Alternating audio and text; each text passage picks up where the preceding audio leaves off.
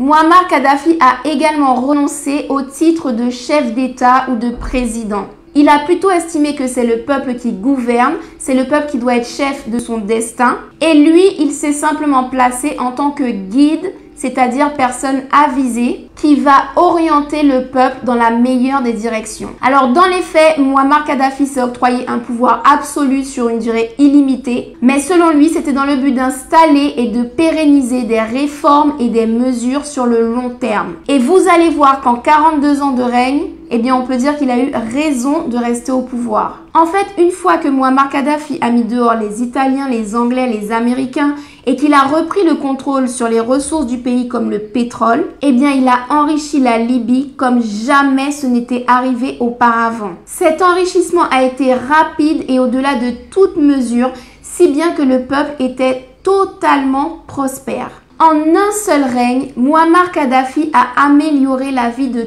tous les Libyens sur tous les plans. La santé, l'éducation, la sécurité et les infrastructures du pays. Par exemple, il a rendu les écoles et les universités totalement gratuites. Muammar Kadhafi a même été jusqu'à offrir des bourses à tous les étudiants libyens qui souhaitaient partir à l'étranger pour suivre des formations qui n'existaient pas en Libye. Et cette bourse couvrait absolument tout, il n'y avait aucun frais à avancer, que ce soit l'avion pour quitter la Libye, l'hébergement, la restauration, la circulation, tout ça à l'étranger était pris en charge par le gouvernement libyen. Il a également rendu gratuit tous les soins de santé, que ce soit l'achat de médicaments, la vaccination, les hospitalisations, les examens, les chirurgies, absolument tout était gratuit pour tous les Libyens. Et attendez, là on a fait éducation et santé. Maintenant sur le quotidien, l'eau courante et l'électricité étaient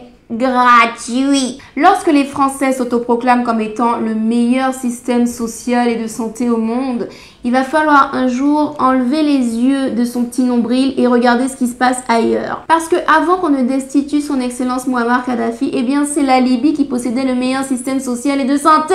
Et l'avant-gardisme et l'altruisme de son excellence Muammar Kadhafi ne s'arrêtent pas là, puisqu'il a pris une position ferme quant à l'amélioration de la condition des femmes. Pour commencer, il a supprimé toutes les lois misogynes qui existaient en Libye. Ensuite, il a condamné tous les mariages arrangés. Il a tenté de faire cesser cette pratique, notamment le fait que des hommes adultes d'une trentaine d'années, parfois d'une quarantaine d'années ou plus, se marient avec des jeunes petites filles de 12, 11, 10 ans.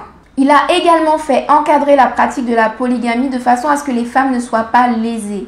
Enfin et surtout, il a donné l'accès à l'éducation à toutes les femmes. C'est-à-dire qu'avant Kadhafi, les femmes en Libye étaient restreintes au rôle d'épouse, puis de mère de famille, en tous les cas aux tâches ménagères. À partir de son règne, non seulement les petites filles vont enfin pouvoir aller à l'école et s'instruire, mais surtout il ouvre les portes de toutes les carrières, que ce soit dans la politique ou dans l'armée. Et d'ailleurs, il va montrer l'exemple en se constituant une garde rapprochée constituée uniquement de femmes. Donc ce que vous avez observé dans le blockbuster hollywoodien Black Panther, ça a vraiment existé très récemment en Libye autour de Muammar Kadhafi.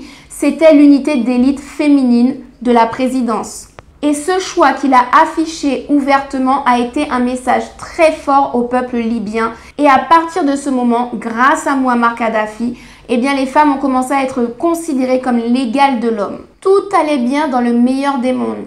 Kadhafi a aboli la monarchie qui abusait. Il a apporté diverses améliorations au pays. Le peuple est prospère et satisfait. Mais comme dans toutes les aventures épiques, il va y avoir un renversement de situation. Ce renversement vient tout simplement du fait que Muammar Kadhafi fait le choix de s'intéresser à d'autres pays que le sien et de les aider à progresser aussi bien que lui a réussi à faire progresser son peuple. C'est ainsi qu'il va commencer à soutenir financièrement tous les pays qui sont colonisés par des Européens ou par les Américains et qui souhaitent reprendre leur indépendance. À partir de là, il va devenir l'ennemi à abattre pour l'Occident. C'est-à-dire que la Libye pouvait être riche et dilapider son argent comme elle veut pour son peuple, mais il ne fallait surtout pas qu'elle se mêle des pays colonisés qui se faisaient piller, exploiter par l'Europe et les États-Unis.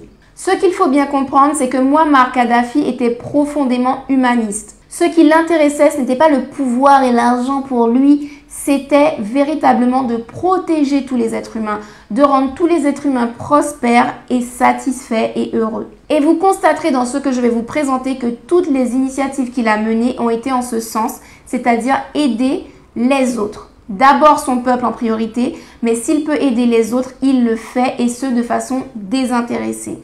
Retenez bien que c'est à partir du moment où Kadhafi a commencé à apporter son aide aux pays africains colonisés qu'il est devenu un terroriste dans les médias occidentaux. Je vais reprendre chronologiquement pour vous détailler en quoi Mouammar Kadhafi a aidé les pays africains. Tout d'abord, Mouammar Kadhafi a offert au continent africain sa première révolution technologique depuis l'invasion des Européens. Toujours grâce aux ressources financières du pétrole, Mouammar Kadhafi a financé un satellite de communication qu'il a mis en orbite et qui a libéré tous les pays africains du monopole qui jusque-là était complètement accaparé par certaines entreprises européennes. C'est-à-dire que les opérateurs européens qui proposaient la télévision, le Wi-Fi, la téléphonie pratiquaient des prix exorbitants puisque chacun avait le monopole dans un ou plusieurs pays. Les tarifs des appels vers l'Afrique ou bien vers l'extérieur de l'Afrique et même au sein de l'Afrique étaient les plus chers au monde. En plus de ça, il y avait un impôt annuel à régler par les pays africains vers les pays européens pour pouvoir utiliser la téléphonie, internet et la télévision. Et cet impôt s'élevait à plus de 500 millions de dollars par an. Donc, pour pouvoir régler ce montant, les gouvernements mettaient une taxe sur la téléphonie, l'internet et la télévision.